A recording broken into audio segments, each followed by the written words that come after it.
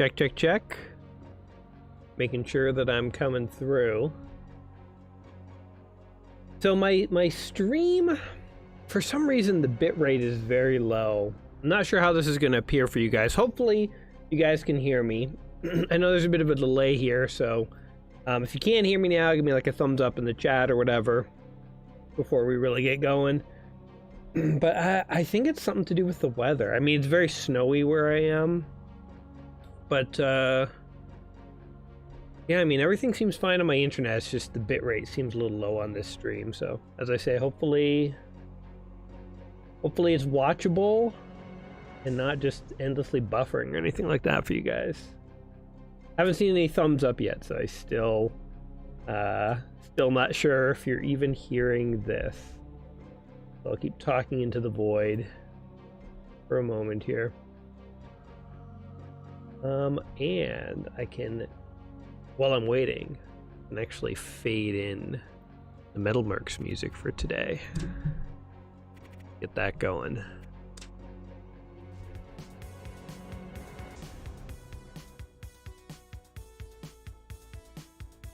There we go.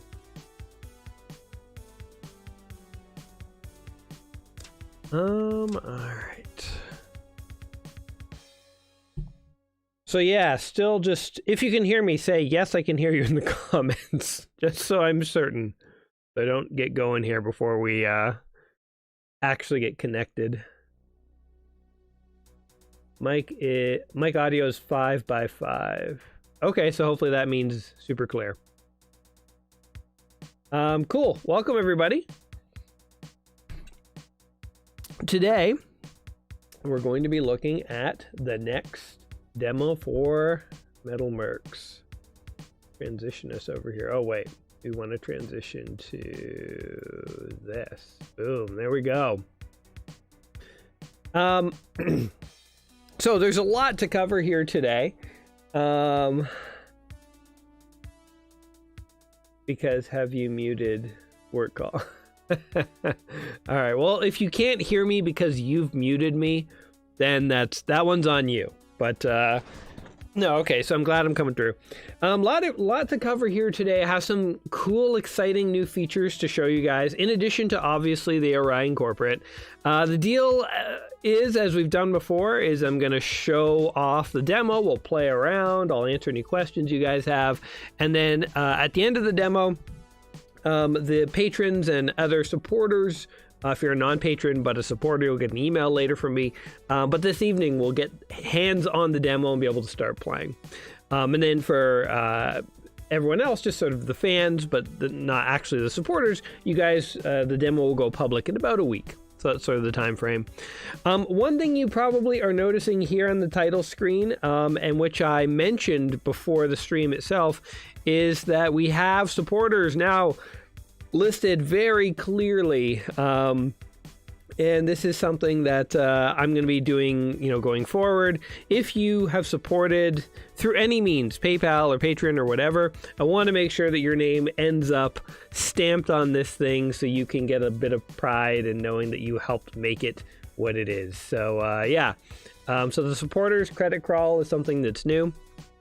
And there's a couple new things here. So before we actually get to the game, there's a few sort of housekeeping things I wanted to show you guys on the menu.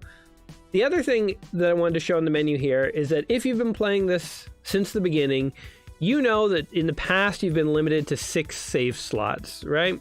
Well, that has now changed a little bit, and in order to kind of fully explain what's going on with the save slots, we're going to have to see what starting up a new career looks like now. But first of all, I'll come back to this careers tab in a minute. But first of all, if you're just playing casually, like you've been doing so far with the earlier demos, you start a career, you take some contracts, you want to save your game and so on. You now have basically unlimited save slots. So these are just a bunch of save games I've made as I've been testing the game. There's also an auto-save slot that gets generated whenever you quit to the menu or quit the game. So if you forget to save your game, it will save it for you. So basically just, So some basic quality of life stuff here, and also the save slots. Before they were just a title. Now you get some information. You can see the date and the time that you saved and so on. So hopefully the save game menu is much more usable for everyone. The other tab, though, in the load game area is for something called careers, and this is one of the new changes that's coming out in Demo 5, which I think is going to make the game a lot more interesting. So I'll dive a little bit more into careers when we actually start up a career, but suffice to say that previously when you started a new career, you named your Merc, you picked your starting allegiance, your year, and off you went. You just played forever with kind of no real goal or direction. You can still do that if you still want to play a totally casual career. You can do that, and your save games end up in the casual area, and you can do whatever you want. But a new feature that's in the game now is something called timed careers or scored careers. And so if you start a career, you can select how many years you have to complete it. So by default, it's 5. You can go all the way down to 1 if you want a really tough game. And the idea with careers is you don't get to make multiple save slots or anything like that. The careers are kind of like this save slot gets generated basically when you quit the game, but you can't sort of save as you go. So you can't grief save your way through careers. And the reason is because careers are scored and they end up on a monthly leaderboard. So if you want some bragging rights for how good you are at MetalMercs, the way to do it is to start a career, do as best as you can, get the highest score possible, and your name can get added to the ages. And also, there's this multiplier and career years. This will all become a bit clearer when we actually start a career, so let me actually go ahead and do that. I don't think there's anything else on the main menu here we need to talk about. So let's hop into a new career here, and you guys can see sort of where this is all going. So, as before, you've only got 2 options so far. It's you can start in the year 5016 or the prologue. If you've never played the game before, the prologue or the tutorial is a good place to start. It'll familiarize you with all the controls. But we'll start in the 5016 era. You now can select every single house. So in Demo 5, or in Demo 4, the Orion Corporate was not yet playable. They are now playable, and I've introduced them in their lore video, which came out announcing this stream about a week ago, so you can go check that out if you want to learn all the details of them. But suffice to say, they're the more technologically, scientifically focused faction in the core. And also there's a 6th faction you can select, which I hadn't announced yet. Not so much a faction as much as it is a non-faction, but if you don't like swearing your allegiance to any particular major house, you can always just go with no direct affiliation, and you can just work as sort of a free agent under the broader protection of the Mercenary Guild. So the Mercenary Guild, where words bind war. And if you select no affiliation, then your starting mechs can be really from any house. You can work for any house. You won't have good reputation with anyone, but you won't have like bad reputation. As you will see, I've made a few changes slightly to the reputation system, so that whatever starting house you select, it actually locks off 2 other houses. So for instance, if you start with the corporate, the Helios Sovereignty and the Omnisphere Imperium, which are enemies of the corporate, don't really want anything to do with you. And similarly, if you start with the Protectorate, the Helios Sovereignty, and now the Union don't really want anything to do with you because they're kind of enemies. So if you pick an allegiance, you start with a boost to the reputation with that particular faction, but their opponents are less than interested in working with you. But if you just want to work with everyone, you can select no affiliation. Now we'll start with the corporate because that's the house that I actually want to emphasize with you guys here today. So we'll go into the corporate. And let's see how the best way to do this. So there's been a handful of changes, and I'll kind of go through them. First of all, the select a portrait feature has now just gotten a bit of an upgrade, so it's much easier to kind of scroll through the grid of possible portraits and find the character that best exemplifies who you're trying to create. So we have this nice big scrolling grid now for selecting character portraits. Name and gender, that hasn't changed. Okay, primary perk, secondary perk, and combat specialty, these are brand new. So when you're creating a character, you now have the ability to select up to 3 basically bonuses. And if you want to play more hardcore, you can turn these off. But the primary and the secondary perk are special abilities that only your starting character will have. No other character, no other pilot you hire in the game will have these kinds of abilities. The combat specialty, these are the kinds of perks that you've been seeing on pilots that you hire. So sometimes when you hire a pilot, they'll have random perks, and these are some of those perks. So you can have things like they're good with auto guns, or high energy cannons, or blasters, or lasers. So you can now select the combat perk that you're starting, that your main commander starts with. So this is one of the changes. And there's a new perk as well called Versatile, which I'll need to show you guys the mechs to show you the slight change that necessitated the creation of this perk. But anyway, I'm going to select Versatile as the combat specialty. Why not? And now looking at the primary and the secondary perks. So these are abilities that your commander has that sometimes have larger impacts on the game than just things like, making you, okay, hold on. We experienced our first crash. That's good. I'll have to go in and fix that later. Somebody said once it wouldn't be a MetalMercs stream if there wasn't a random bug that we encountered. Or maybe that wasn't even a bug. Maybe that was a debug point I left up. Okay, anyway, it doesn't matter. All right, back into this, starting up a corporate. Okay, so what are these primary perks? I won't linger on all of them too much, but suffice to say, they add some spice to the gameplay. So you can have combat level perks like Swift Shot or Sharpshooter, which, just gives you faster fire time on everything, gives you a higher chance of critical hitting enemy weapons and so on. You can have farther scout range. Combat Trainer is a fun one. It doubles the experience that you and your allies earn. So the pilots that you send into combat will earn experience faster. You can decrease the chance of your pilots taking damage, so getting injured and potentially being killed or incapacitated. You can give a slight movement buff to all your units. Infamous is kind of a fun one. Enemies will preferentially target you, but have a harder time hitting you. So this is one where it's like you can draw the fire and the attention of enemies, but you're not necessarily a sitting duck.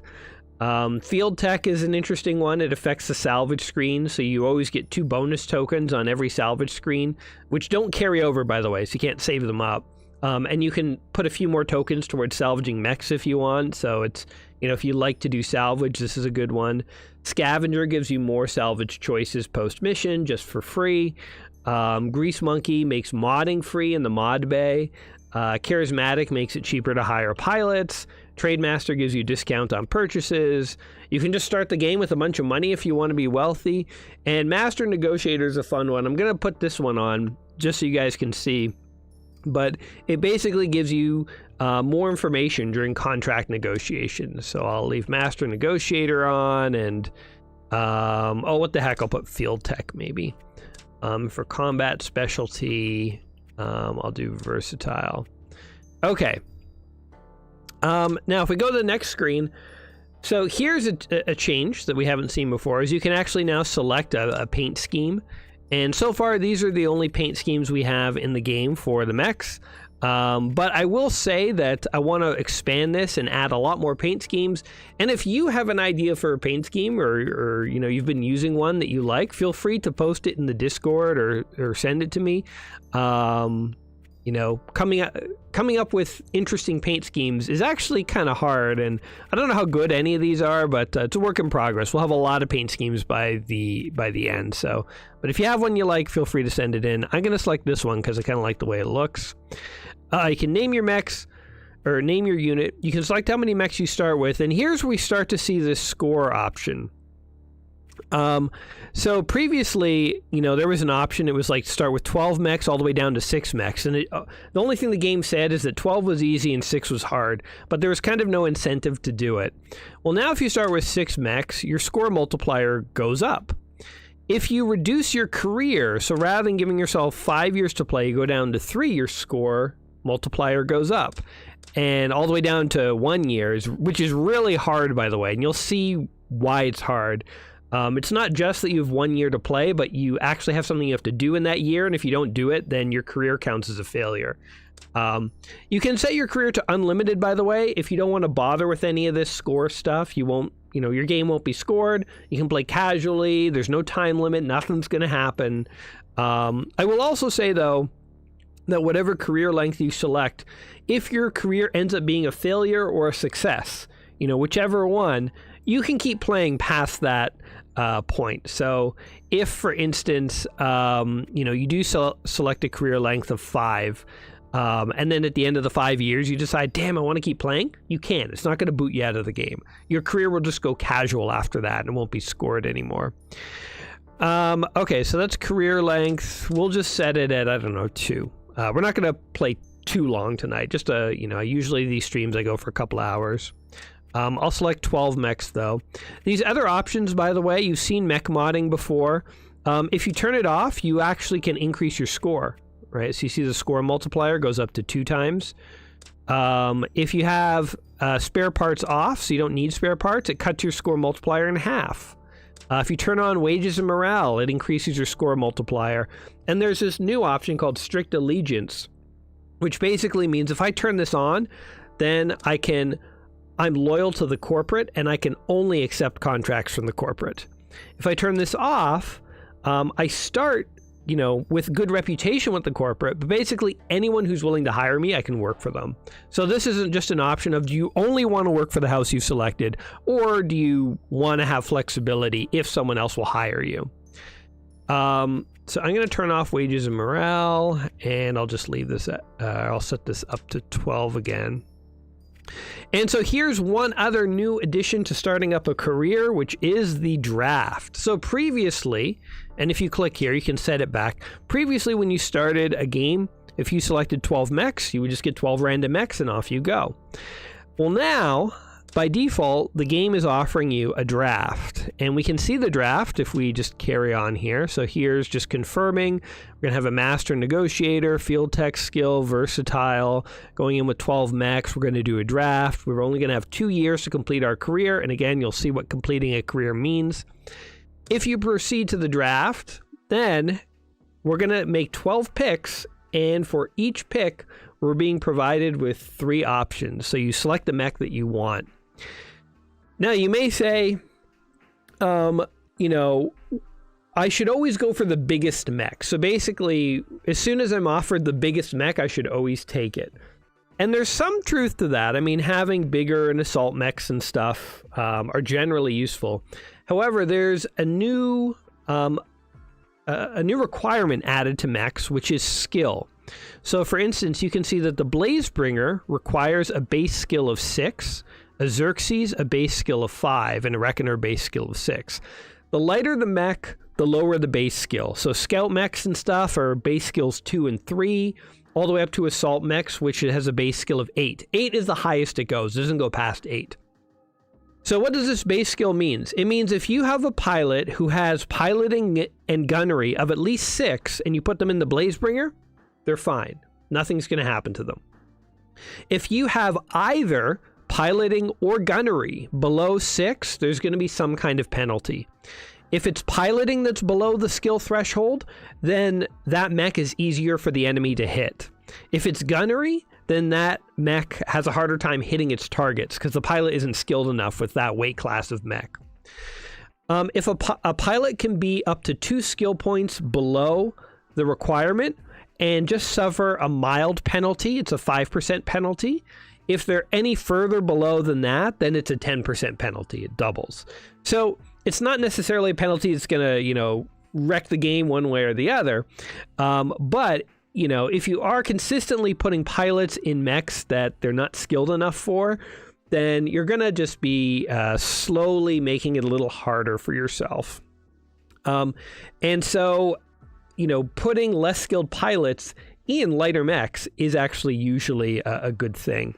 Now, there is, again, that new combat trait called Versatile.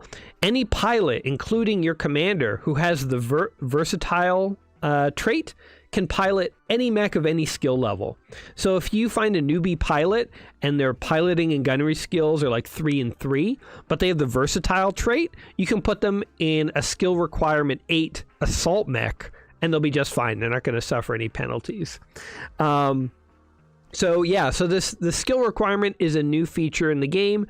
And one element is it means that when you are drafting mechs, I mean, you got to think about it. Your starting pilots aren't all going to be elites. So if you do get the chance to draft a whole bunch of assault mechs and you draft all assault, you might actually have some severe skill penalties there, and your mechs may be more ineffective than they should be. So anyway, all that said, I do like the Blazebringer, so we're going to pick the Blazebringer. Now we got an option here with... oh, and one other thing too. Mechs in this game have always had an ability to dodge incoming shots, but it was never really conveyed to you guys very clearly. The ability to dodge is based on the movement speed. So faster mechs have a higher ability to dodge. So that's again, just always been in there. So one advantage light mechs have is that they move so fast that they usually, even though they're lightly armored, they're usually harder to hit, and that can help them survive a little bit longer. Okay, so I'm going to go with the Watcher, I think, here. And here's a case where I'm going to pick a Photon just to have one. It actually has a pretty high dodge rate. And this, in case I have a poorly skilled pilot, will be handy. I do like the Xerxes, so we're going to grab one of them. The Darius is a pretty good light-ish mech with some missiles, which is nice. I do like the Zealot, so we'll grab one of those. Let's see. Ooh. This is an interesting choice. The Riftmaster is one of the biggest mechs that the corporate fields. I think I gotta go Riftmaster. Oh yeah, let's do it.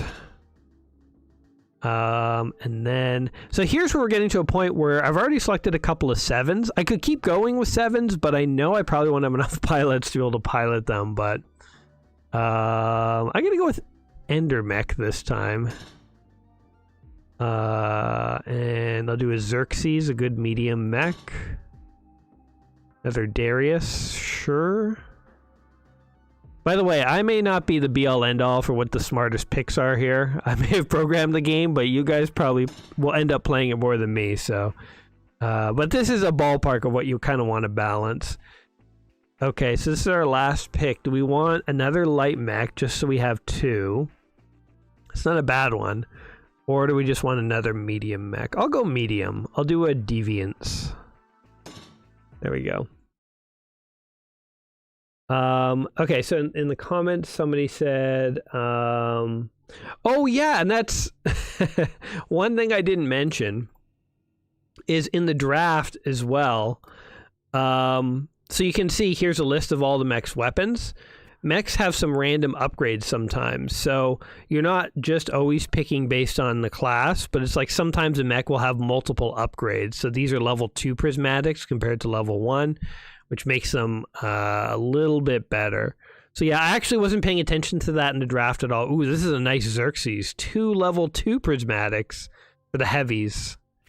That's pretty good. And you can see this one only has 1. Sometimes mechs have slightly different numbers of heat sinks because they've gotten minor upgrades. So this Darius has 2 medium prismatic lasers that are level 2. This one doesn't have any. So this one is objectively better than this one. And then, a medium prismatic. Okay, I made a good choice there. So yeah, pay attention to the upgrades. So Sin says, I'm maybe old, but I don't recall them weighing this much in the lore. Yeah, so this is not a BattleTech game specifically. This is a game that started originally as a BattleTech fan game. Now it takes place in its own universe, and it weighs... mechs weigh different amounts than they ever did in the BattleTech universe, so it's its own thing here. Okay, let me tell you a little bit more about the career here. Or actually here, so just to show you how Allegiance works now. So you can see that I'm starting off as a corporate unit. I have pretty good reputation with them. The Imperium and the Sovereignty does not like me. The Protectorate and the Union are pretty neutral on me. But if you go to the star map, first of all, got a slight visual upgrade. So we now have some icons representing sort of central planets. And you can see Citadel here. You can see Drake's Landing, which we'll go to. And Titan Prime, by the way, is not available just yet. But so I'm starting as a corporate unit. If I did try to travel to a Sovereignty planet, I would actually get a notification that my reputation is too low and I can't safely travel there. So again, whatever house you select, it's the neighboring houses that they usually have animosity with, and you can't really travel there. So it's one of those things of like, you can now visit the corporate and the Protectorate the Union and the Protectorate as a corporate unit, but you're kind of locking off these other two houses. So there's that little gameplay element. If I do travel, by the way, so we've upgraded sort of the visuals of travel now, the line pulses and stuff, in addition to all the icons to try and make things look nicer. But when you do land on a world where you don't have great reputation, you'll get a warning. You don't have great reputation in the Confederate Vanguard Union. Locals seem wary of your presence. Expect merchants here to do you no favors with their prices. Basically telling you that you're going to have to pay slightly higher prices here unless you work for the Union for a bit and raise your reputation with them. Somebody asked in the comments, will this be released on mobile devices like Android? In the immediate future, there's no plans for that, just because this is made in Pygame, which works in Windows, Linux, and Mac. But to do Android or something would be, you just have to rewrite the game. But never say never in the future. But it's not something that you'll see sort of in the immediate future. Okay, so let me show you Drake's Landing, because this is a new planet that you can actually go to now. We'll speed this up a little. So Drake's Landing is a good place to go if you want to access a mix of technologies and contracts, because basically it's sort of like the equivalent in BattleTech would be like Outreach. Like, it is a mercenary planet. You can see mechs from various different factions in the mech yards here. And if you go to the shop, you can find mechs from all sorts of different factions. So Drake's Landing is a good place to set up shop sometimes. But let me see here. Another unique feature of Drake's Landing, they have mechs on display, which you can kind of, you can check out some of the behemoth mechs in the universe here. You can sort of get a sense of scale.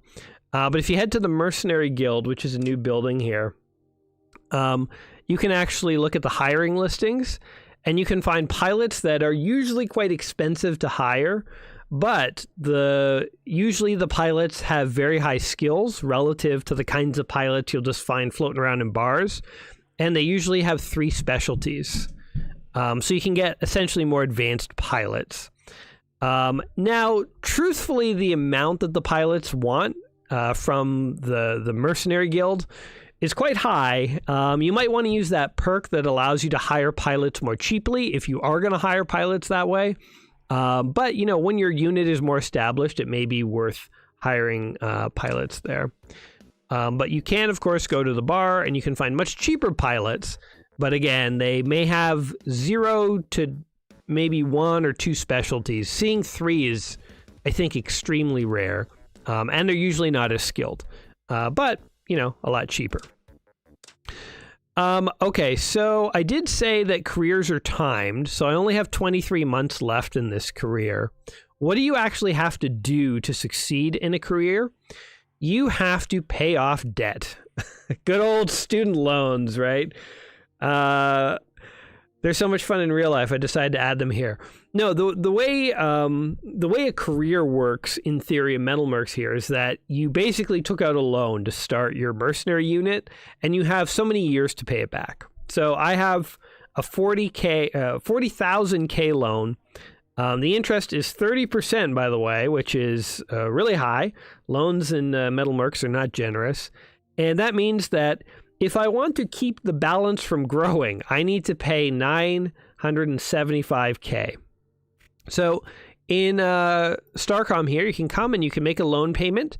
You can make the minimum payment, or you can pay more. And the idea is that I have 2 years to get this balance to 0.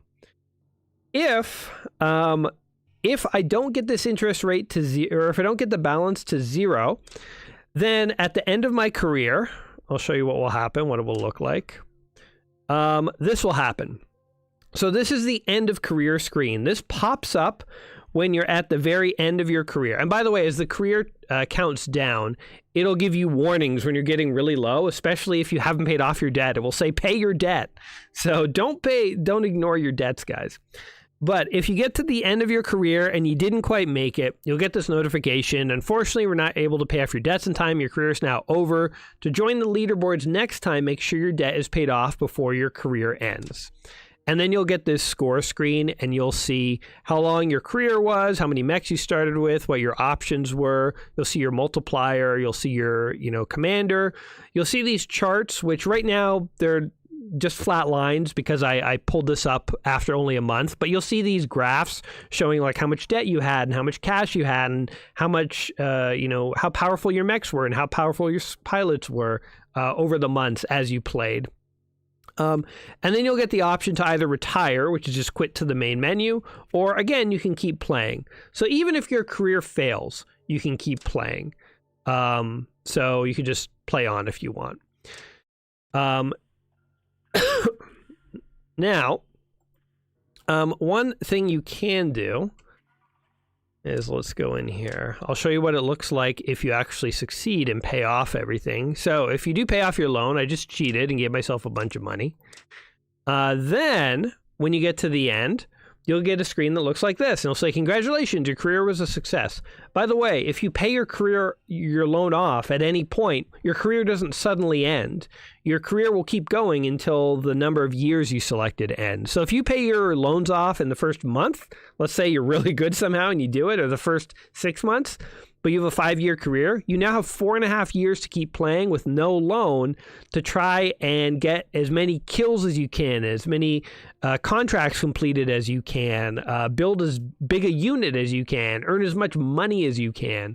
Basically, your score is determined by how much money you made, how many contracts you ran, how big your mercenary force is at the end, how skilled your mercenary force is. Basically, the better you do, the higher your score. So if your career is a success, you can enter your name and you could submit your score, or you don't have to if you don't want to, so you could skip the leaderboards.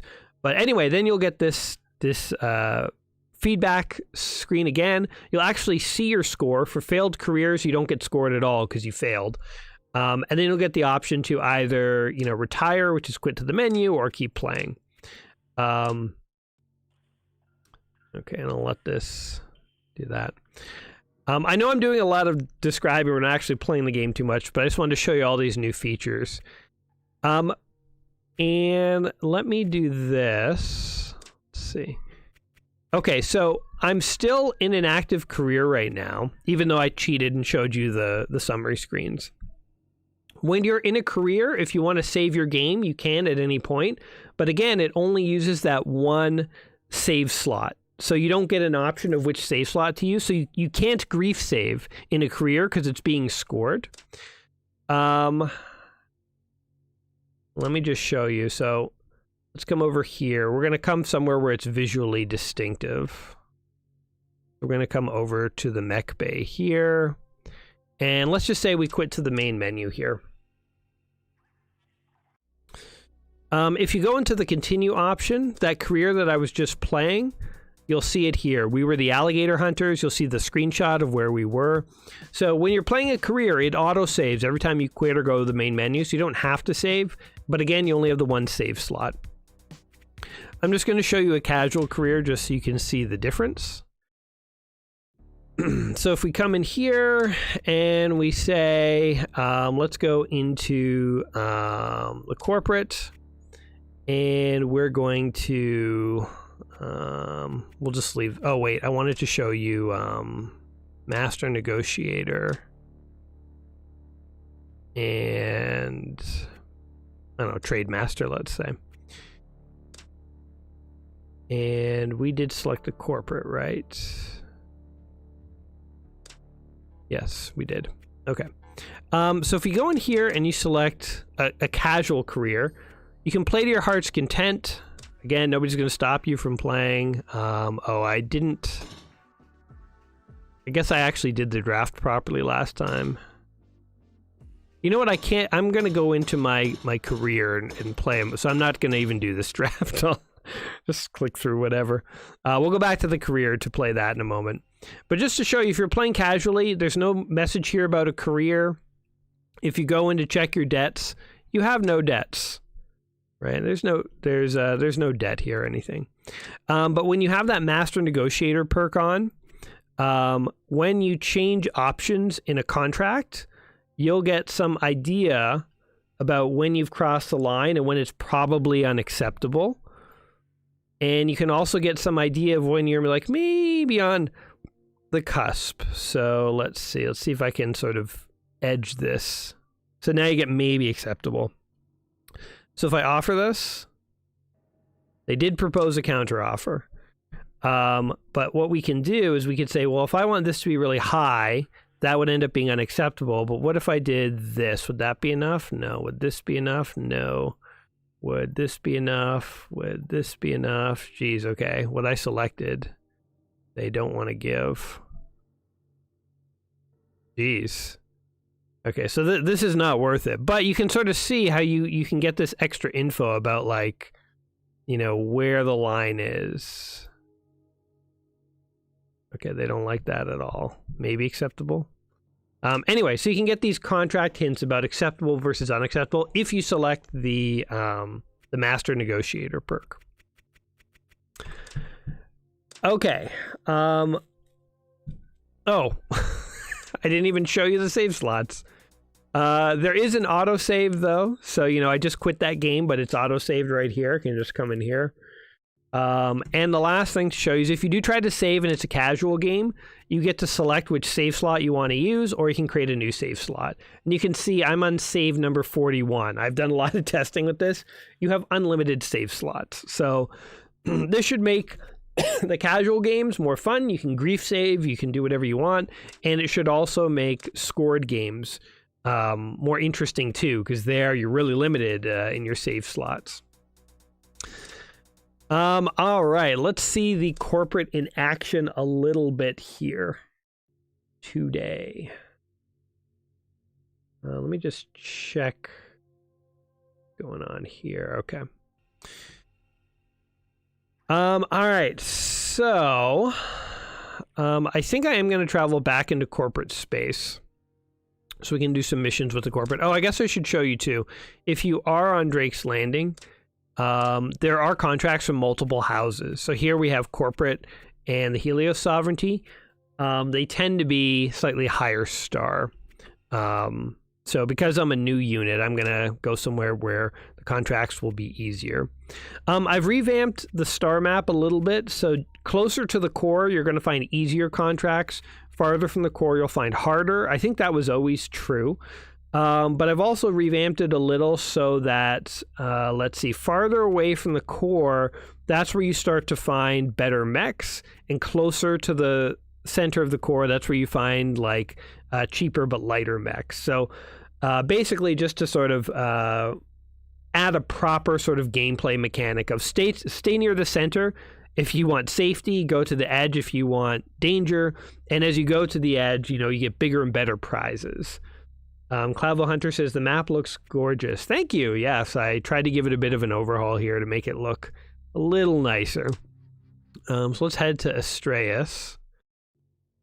Now, I did cheat and I have a ton of money, so just kind of ignore that. But we'll just do a couple missions here. All right, so let's head in and see what they want to offer us. So we have General Combat Campaign. This will be good. I can show off. So I did revamp the missions for the Patreon edition of this game, but I think the free edition, people didn't get these updates yet. So maybe protecting a convoy would actually be handy. Although this one we could do a General Combat Campaign and then we could escort a convoy. Yeah, let's do that instead. So the corporate's big on advances. So you can see the advance is as big as the fulfillment. And let's see what we can do. Oh my God. We can just ask for more money. Oh, we hit an unacceptable point. So we could just do that if we wanted. Let's do it. I mean, I don't need the money, but like we're kind of playing as if I didn't have unlimited money. So boom. We're going to take that contract. Before we head into battle, let's check out the mech bay here. Here's one little addition to the speed shop. So previously you had to like select a mech and then you would edit it. Now you can literally just start editing it right from the list. So it's just a slightly smoother experience. Oh, somebody says, I think the Starcrest Protectorate capital on the map is mislabeled. It actually was moved. Good eye picking that up. I actually moved it. So it's not in the same location it was before. Somebody asked, is the difficulty scaled evenly so no one star significantly more difficult than another 1 star? No, the stars I would say are approximate. They're gauges of like generally how difficult is this mission going to be. But truthfully, you know, you have to kind of look at the whole mission map and see like what kinds of missions you're going to get. And this, by the way, you know, this is telling us that we have a full scale, like a big fight. And then if we win it, we go down this path. And if we lose it, we go down this path. It might actually be worth it to lose this first mission because it might simplify everything. But of course we get like more, more bounty pay and more salvage and stuff if we go down the success path. So it's hard to say which one. And by the way, this is a 2-month contract. Previously, it didn't matter how long contracts were, but you might now look at that 2 months and think about, is this enough money to make? I only have 2 years to complete my contract or my career. So time matters now if you're playing a scored career. But yeah, so going back to the, the mech bay, let's say you just take rockets off of one mech.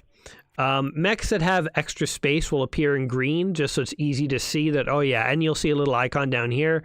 You know, this guy has some available tons. Similarly, if you go in and you over tonnage a unit, you'll see an overcapacity notification, and then that mech will be in red. And if you try and quit the mech bay when you have sort of illegally organized mechs, you'll get an overcapacity warning. You have to go and fix them before you're allowed to leave. So we'll just take this off.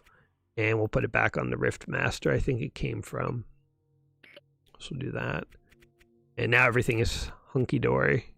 One other thing, too. We're going to get to some gameplay, I swear.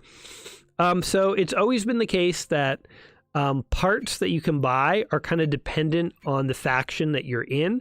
So, for instance, prismatic lasers are sold on corporate worlds, but only on corporate worlds. You're not going to find them on non-corporate worlds. And similarly, mods are now dependent on the faction you're in. So I think previously mods just appeared anywhere, but now it does matter like what faction's world you're on as to which kinds of mods you'll see. And you might even find things where like some factions sell certain mods for rocket launchers and other factions sell different mods for rocket launchers. So it's not weapon dependent as much as it is sort of house flavor dependent. So different houses sell different abilities and stuff for different units. So you'll kind of have to explore that a little to fully see. But here are some mods you could use for your prismatic lasers if you want. I won't dive into that today just to keep my life simple. Oh, but we can paint our mechs. Let's go ahead and paint our mechs. Paint all of our mechs. There's our cool new paint scheme. Sort of like a camo scheme, which is why I kind of like that one. So Defiant Mech Warrior said, I'd figure I'd ask about difficulty as I've done 2 same difficulty missions, 1 cakewalk, 1 barely survived. In Battletech, not your game. Yeah, so it's kind of a similar thing here. Truthfully, I think there's some more tweaking I could do to the star ratings. They're a bit sort of like a blunt instrument at the moment. But for right now, they're just sort of ballpark figures as to like roughly how challenging this mission might be. But like everything in the mercenary world, until you actually go into combat, you have no idea if the intel was any good.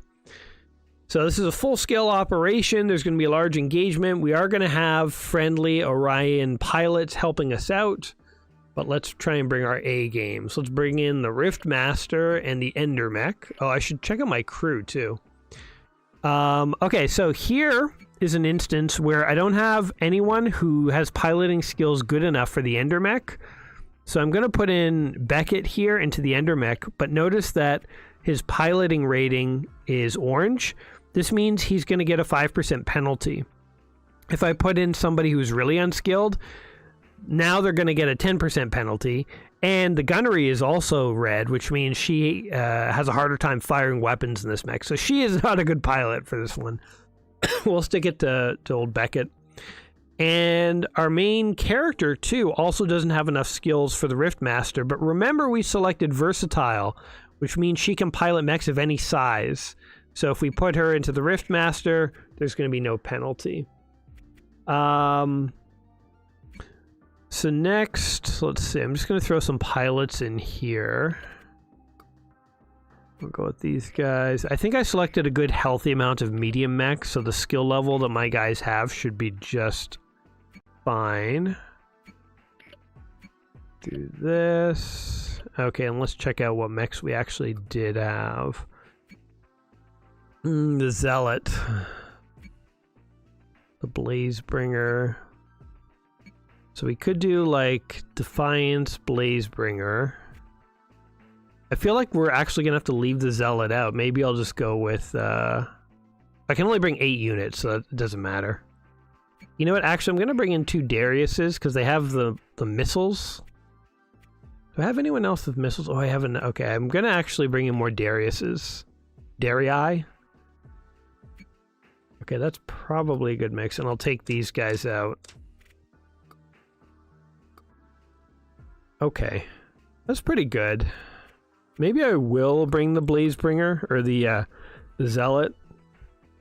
I know this guy's going to get some penalties, but just to have a bigger mech. Alright, and then we have a Xerxes. Does nothing else have missiles? Missiles is what I've realized actually would be handy. I could sort of hang out at the edge of battle and just pelt them with missiles. I guess not. Alright, let's give this mission. So I know throwing this mission would actually make it easier, but we're going to try and do the honorable thing and actually complete a mission here. There's some new changes to show you in the battle too. First of all, you have a jukebox, so you can see what music is playing. You can mute the music, very handy if you want. Also, the music that plays in battle has been upgraded. We've had some really talented musicians. We had Joel S. and Metal L. Vikingo. I hope I'm remembering that name correctly. Let me find one of his songs. Metalson L. Vikingo, who've done some great music. And we also now, every single house has some of their own tunes. And a lot of them are by a fellow named Punch Deck, who is super nice, makes this awesome, sort of intense combat ready music. And I reached out to him. He lets people use his music, but I reached out and he gave me specific permission. So that's super awesome. So yeah, there's new music, and depending on the house you play, you'll hear different tunes, but you can also mute it if you don't want to hear it very easily. So we got the little jukebox. Oh, I should bring both my crews into combat. I'm trying to think of the other enhancements to combat, because there have been a few. Okay, so they're fighting already. I'm gonna try and bring my guys down here.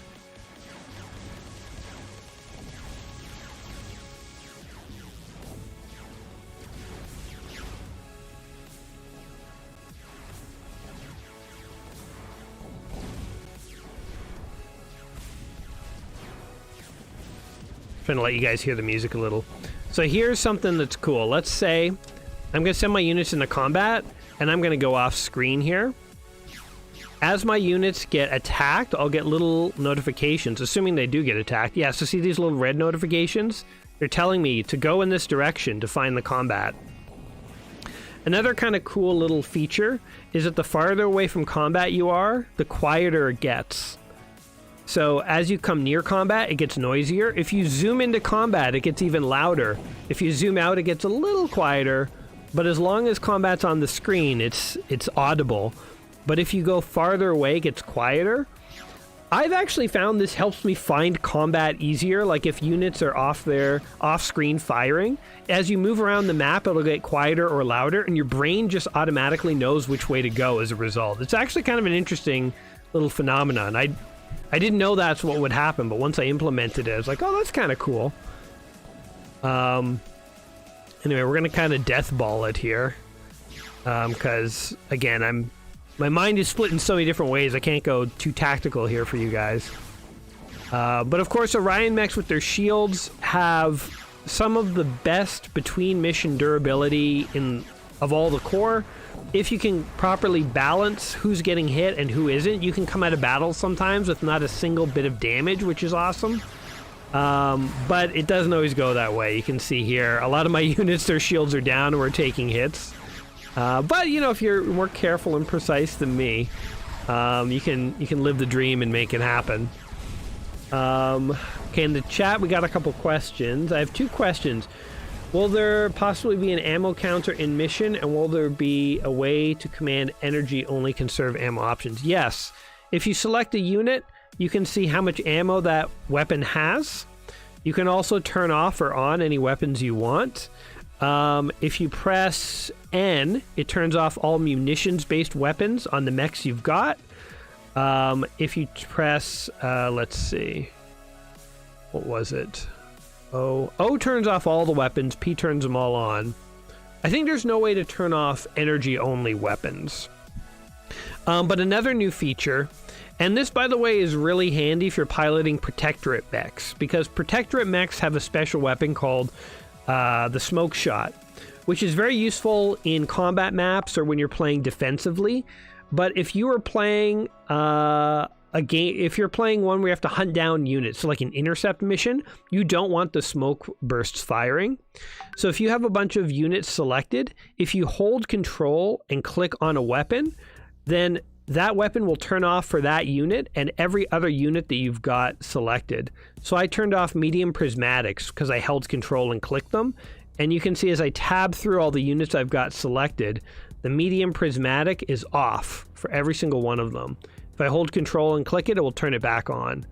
So you can now more easily, if you have a group of units, turn their weapons on and off selectively. Also, if we come over here to the options, I added a controls help screen, and this will show you all the controls. So if you're playing with keyboard or mouse, here are the controls for the starport, here are the controls for battle. You should know a lot of these controls probably. If you've played it before, you'll know a lot of them, but there may be 1 or 2 that you didn't realize. And the game also, of course, now supports Xbox controllers, so if you're playing this on the Steam Deck or something, you know, this will apply to you. Or if you just have an Xbox controller on your PC and you enjoy that, you know, you can play the game that way as well. So, yeah. Thank you for mentioning that, actually. That was the whole control click thing was something that I wanted to make sure that I mentioned. But anyway, we're gonna let this battle play out here. While it plays out, I'm actually so I'm gonna leave this tab up. I'm just gonna go over to my notes here to see like if there are like other all the other changes that I made to see if I haven't mentioned anything important yet. Autosaves, career mode, leaderboards, the draft, mech size, tile sets. We've looked at the starport.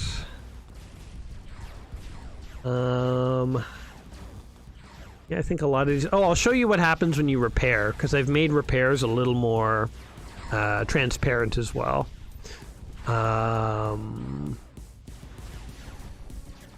Shutter effect. I think these are the main ones. I think I've been able to mention most of the main ones, which is good. So the repair bay. I think that's the main one left to mention. Well, I'm making great time. I can't believe I remembered everything. Okay. What happened in my battle? Did I win? Oh, actually, I think we're shockingly doing pretty well.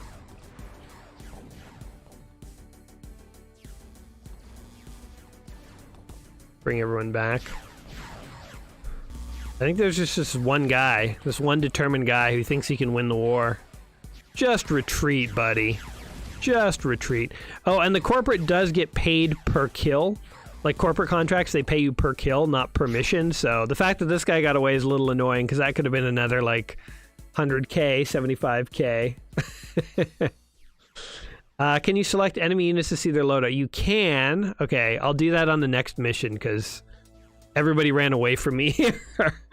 But yes, you can select enemy units. You get an enemy scan. You don't get all the information about them, but you get a lot of it. You can see many of my... Oh, wait, there's enemies over here. If I click on an enemy, so here is this guy. He's a Ronin.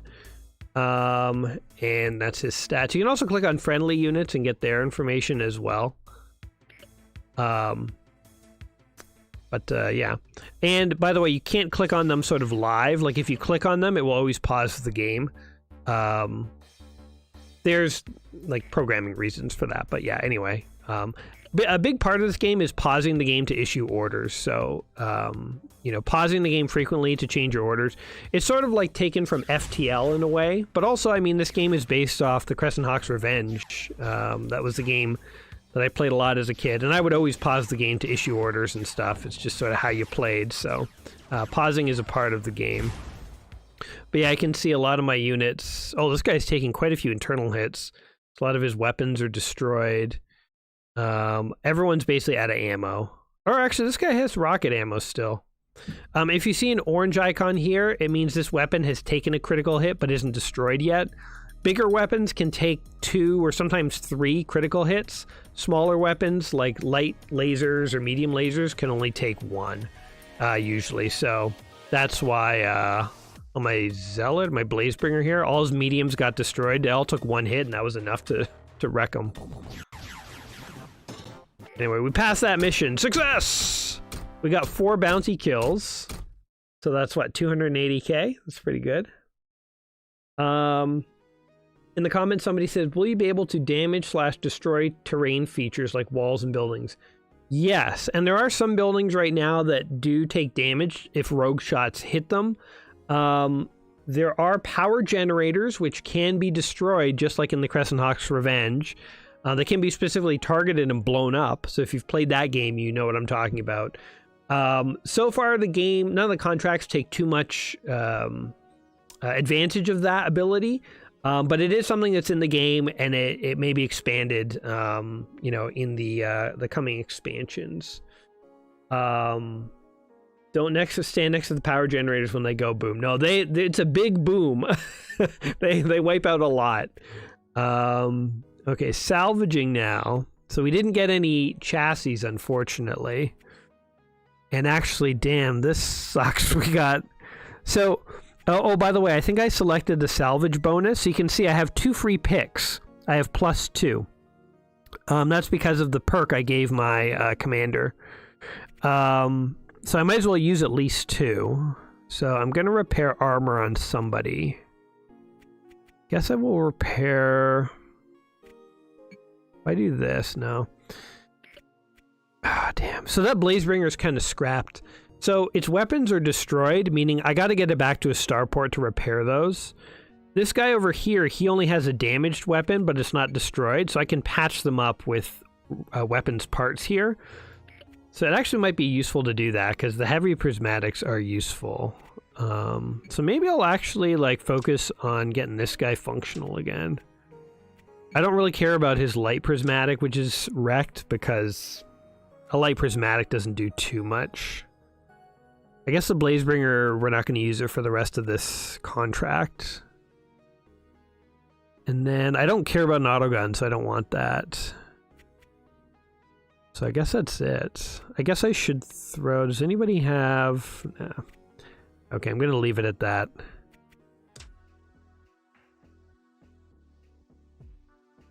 Alright, next mission. Convoy. Oh, and this guy got injured too, damn.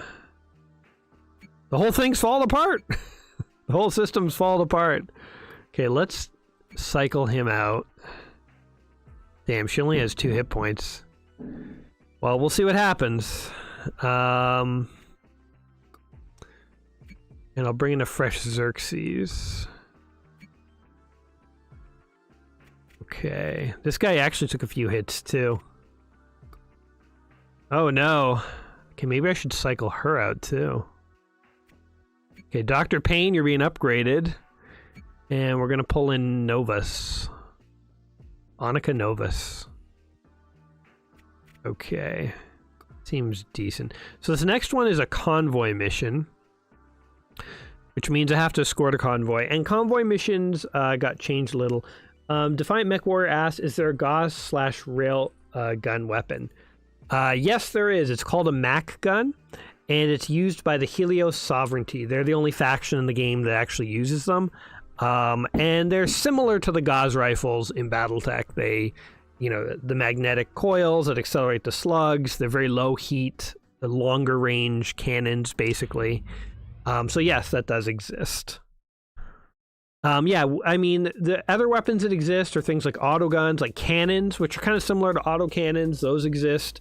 It's just the faction we're playing today, the corporate, tends to rely mostly on prismatic lasers, rockets, and missiles. So they don't really dabble in the other things. The Omnisphere Imperium, which is another faction, uses things called blasters, which are like multi-shot lasers, which are kind of cool. So yeah, every house has some different preferences in weapon loadouts. What is that one guy doing way over here? Oh, it's a bad guy. Oh, okay. I was like, hey, spawned a good guy over there. No, it's a bad guy. Okay, so for convoy missions, these have gotten a little upgrades since the last public demo. And that is that you can actually give orders to the convoy, and they will actually listen to your orders. So the convoy heads to waypoints, which you can see here, this big green circle. And then you can see the next waypoint they're going to head to. And you can always click on these to like zoom to wherever you need to go. And whenever you're ready, you can order the convoy on. And we're going to do that right now. Usually when you send the convoy an order to get moving, more enemy forces come. So it might be handy to let them wait at a checkpoint, sort of clear it out, secure it, keep them safe, and then tell them to move on. We're not doing too great on this mission though, by the way. We're really getting swarmed here. It's a lot of light units, but it's like they're just hard to hold back sometimes. Also, one of my guys got killed. That Deviants. They iced her, man. And also, enough of our convoys been just... Okay, we've totally botched this mission. Just in the interest of showing you, you can just order the convoy on. And it will go to the next waypoint. It's up here. And we can wait till it gets there, and then we can order it to the last one if we want. Get out of here! Flee! You fools! Alright, well this one got away from us. Of the medical convoy or whatever it was, there's like one truck surviving.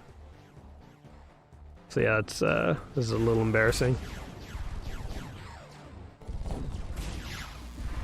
So yeah, mission failed on that one.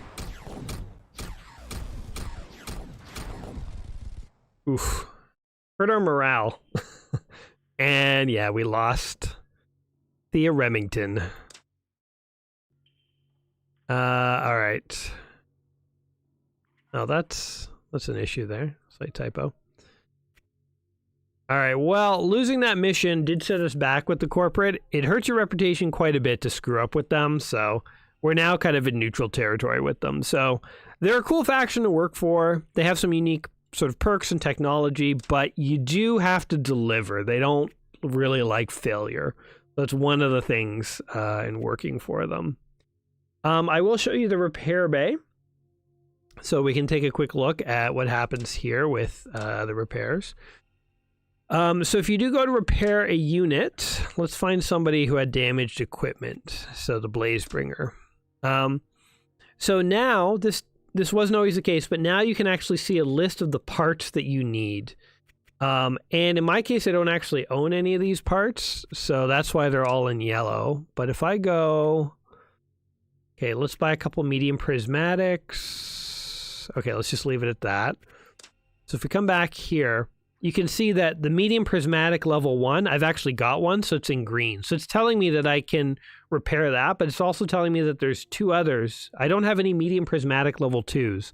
So if I try and repair this mech, I'll get a notification of what I'm missing. So previously, it didn't exactly specify what you needed and why you couldn't finish the repairs. So that's just a little more transparent now.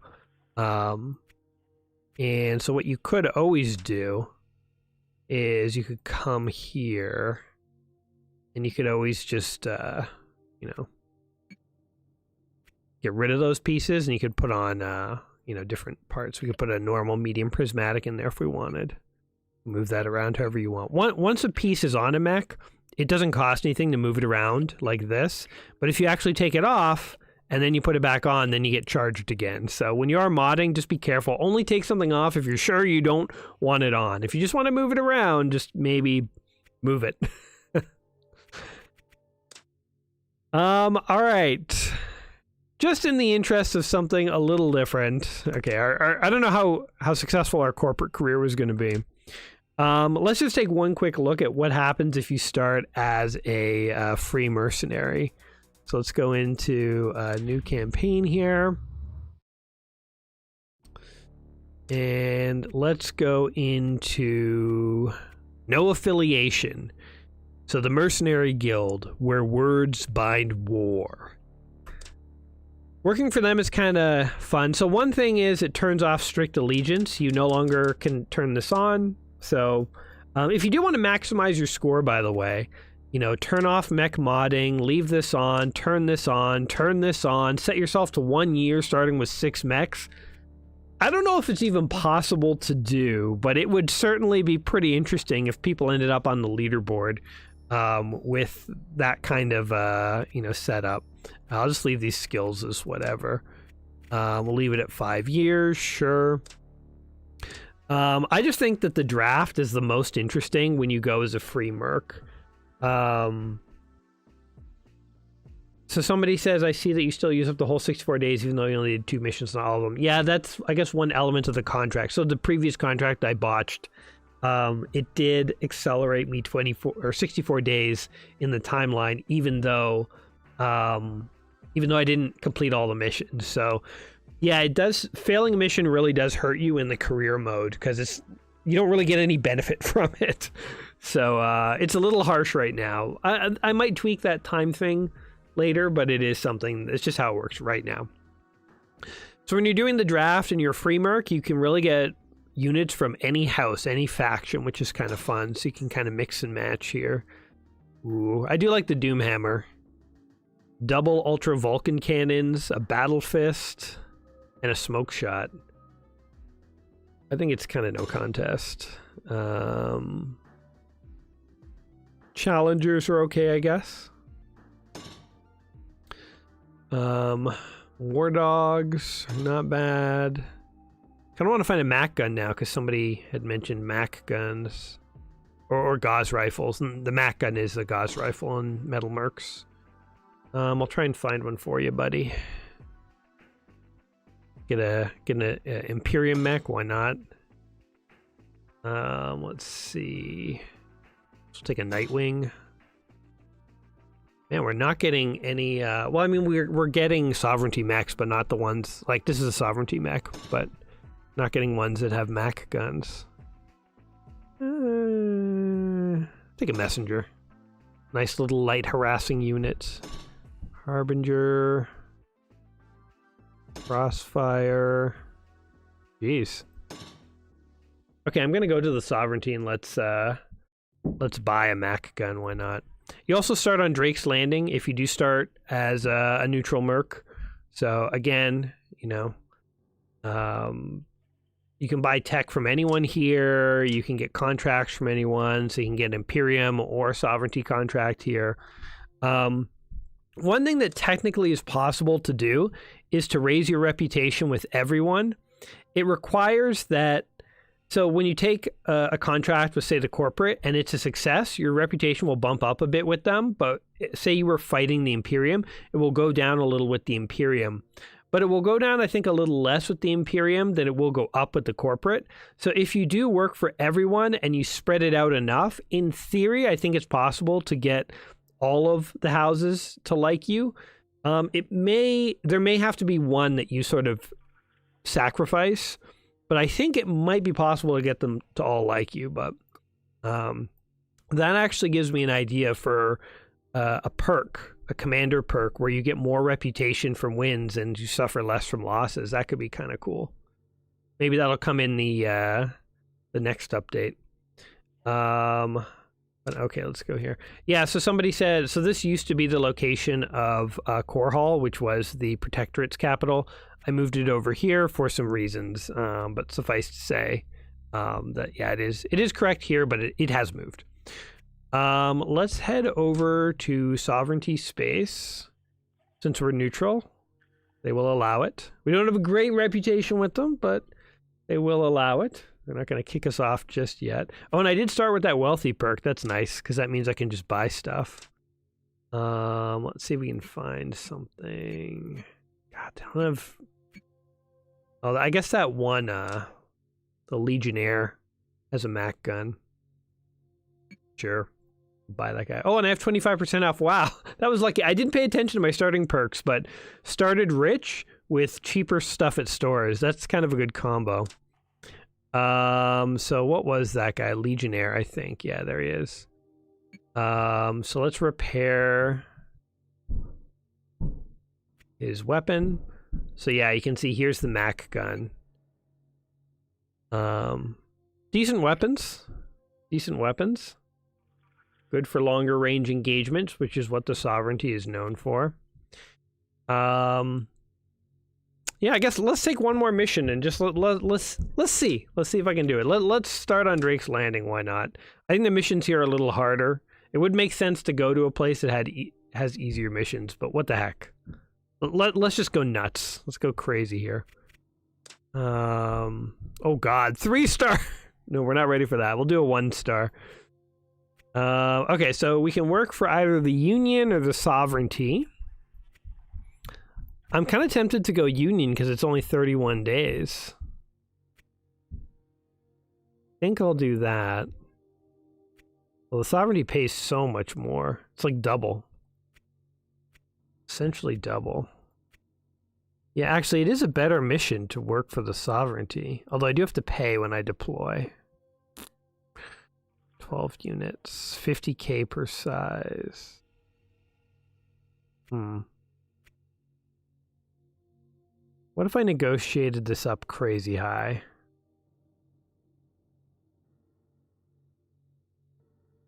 Like that. Yeah, they've cut my advance, which I can live with. Okay, I don't want to make less than that. Okay, I could live with that. That's an interesting... I'll basically make 7... Okay. Okay, I'm going to take that contract. And then, like, in theory, if I was actually going to play this out, I'd make a loan payment here. And actually, since I'm wealthy, I could just pay off my loans. So this is one perk I've thought of. The wealthy perk allows you to always have a successful career. But you're basically sacrificing a perk. And also, you're not getting the full advantage of being wealthy and being able to buy more mechs to start with. Let's just make like a nice, solid $3 million payment. That'll keep us... That'll keep the loan being nice and paid off. And I'm just going to see if there's another mech worth purchasing. And maybe hire a couple pilots, then we'll give this one a shot. Anything good? Darius. Tack in. I'm going to grab a photon because they have such high dodge potential. Maybe it's stupid. Maybe I'm trying to like live a fantasy that's not going to work. Oh, there's also a sale today. So sometimes Mech at Lubes will have sales, which means they'll have more mechs to sell than usual, and some will be very well priced. It just sort of depends. It's the luck of the draw. But like, you know, here's a Wraith for 7.9 million. But you can go even heavier. You can get a Draken for only 6.9. So actually, these are very... That's actually very... Okay, I'm going to buy that. I'm going to say, those are very well priced. Repair that. Okay. And leave. All right. Let's give it a shot, and you guys can watch me burn out in style. If you have any more questions about the game, let me know in the comments. But I think I've been answering... I don't think I've missed any questions so far. But I haven't been paying super close. I mean, I've tried to pay attention. You're being tasked with protecting a local base. All right, well, for protecting, we're going to bring in Dr. Doom. Do I want the Challenger? See, I have to pay to deploy. Maybe the Sovereignty is not as good as I thought. I was like, oh, their contract's going to pay me millions. I'm going to spend several million just beating these missions. I'm getting paid 1.1 million per mission, so I guess as long as my deployment is less than that, I'm coming out ahead. Bring this guy. I should also look at my crew, actually. Got an Iron Man here. Gonna load these people up. So I'm not paying attention to their perks either. You can get really specific in this game if you want, like really balance things. I think you have to optimize things to do well. Yeah, you can have the Nightwing. Have the Nagara. I mean, I shouldn't even be bringing Imperium mechs on a defense mission. It doesn't make a lot of sense. I just don't have anything heavier. Maybe this is enough. I mean, what am I going up against? 1, 2, 3, 4. I'm going up against like 6 medium-ish mechs. I could... Okay, let's try something crazy here. I'm only going to take 4 in because I'm a cheap bastard. I'm going to try and make some money. Oh, I should have brought in like the Photon and the Tachyon. They could have like distracted the enemy. Alright, whatever.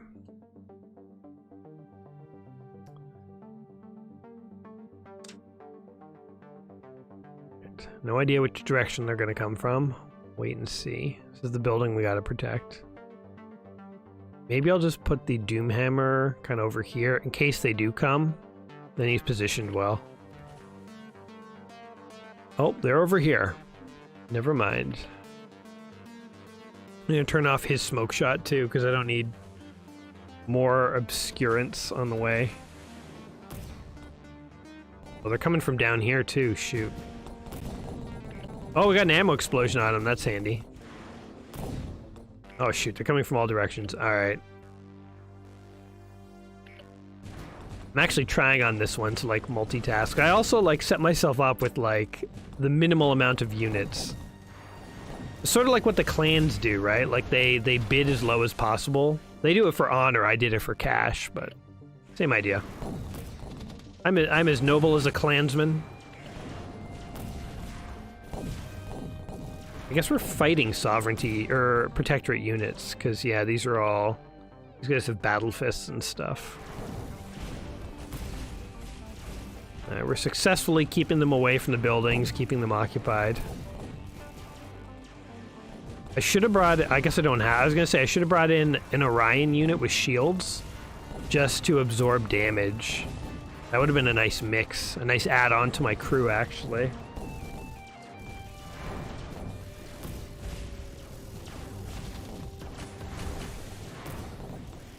Yeah, the building can take a bit of damage, I think. Oh, that's interesting. There's a little glitch there. Huh, wonder how that happened.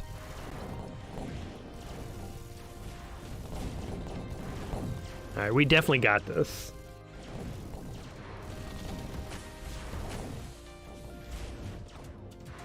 Stupid smoke. Can't see what I'm doing. Get back here, you bastards. Jeez, I think that one guy got double ammo explosion. Alright, that was pretty good. That's pretty good.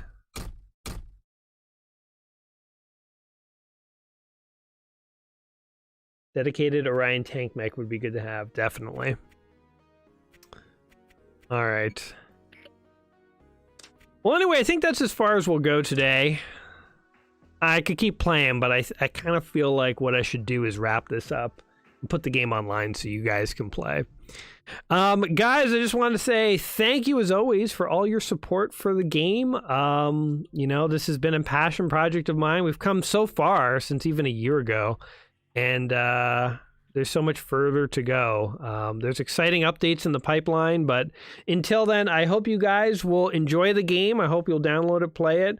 I'm going to clear out, so if we do go to the leaderboards right now, these are all just dummy scores. I'm going to clear these out, so the scores are going to start off totally empty. I am excited to see who ends up on the scoreboard this month, so, you know, if you do end up playing, good luck in your career. Pay off that $40K of student loan so that you can end up on the leaderboard. And yeah, I have, honestly, truthfully, I have no idea what scores are even going to look like. I haven't sat down and played out like 5 years, 4 years, 3 years, 2 years. So I don't know where the advantage lies in career versus multiplier. So yeah, I'll be interested just to see, you know, what happens. But yeah, as always, thank you to all the supporters. If you're not a supporter, just a fan, thank you to you too. People playing the game matters just as much as people supporting. But yeah, that's all I got for you guys today. I will keep an eye on Patreon because I'm going to put up the link for the patrons very shortly. And if you're a PayPal supporter, you'll get an email from me a little later this evening with a link and all that. So you'll be able to get your hands on this tonight. And if you're not on the Discord, join us there too and tell us all about your experiences playing the new demo. Until next time, guys, thank you so much, and we will see you soon. Peace!